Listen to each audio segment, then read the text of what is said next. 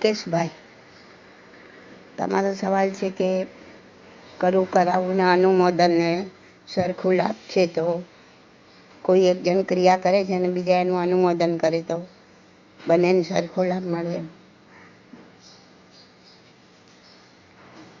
કરવું કરાવું ને અનુમોદવું એ સરખો લાભ છે એ ક્યારે કે જ્યારે તમારી એક ક્રિયા કરવાની શક્તિ નથી.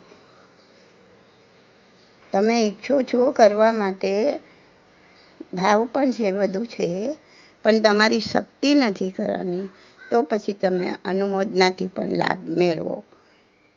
કહેવાનો મતલબ એ છે. પણ તમારી શક્તિ છે, તમે કરી શકો એમ છો, તો અને છતાં તમે કરતા નથી અને ખાલી અનુમોદના કરો તો એનાથી કંઈ જે કરે છે એને જે લાભ મળે છે એવો લાભ ના મળે. અનુમોદના ચોક્કસ કરવી જોઈએ, પણ સાથે આપણી શક્તિ પ્રમાણે આપણે કરવું જ જોઈએ. શક્તિને ફોરવવી જોઈએ, મનને મજબૂત કરવું જોઈએ. એમ અનુમોદન એમ કરવું જોઈએ કે જો આ પણ મારા જેવો એક વ્યક્તિ જ છે,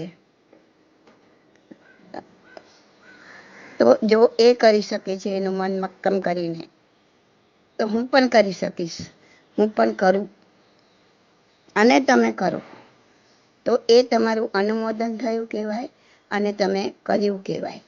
પણ તમને શક્તિ છે, બધું છે, તમારે કરવું નથી અને ખાલી એમ કેવું છે કે મેં અનુમોદના કરી લીધી ને એટલે મને એટલું જ ફળ મળ્યું.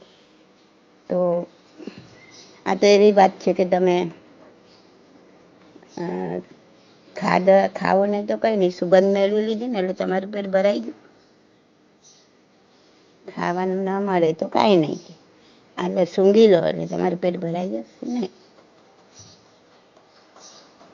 તો આ રીતના એ સમજવાનું છે કે અનુમોદના પણ કરવાની છે અને શક્તિ પ્રમાણે એ કરવાનું છે, ખાલી અનુમોદના કરીને બેસી નથી રહેવાનું. ઓકે.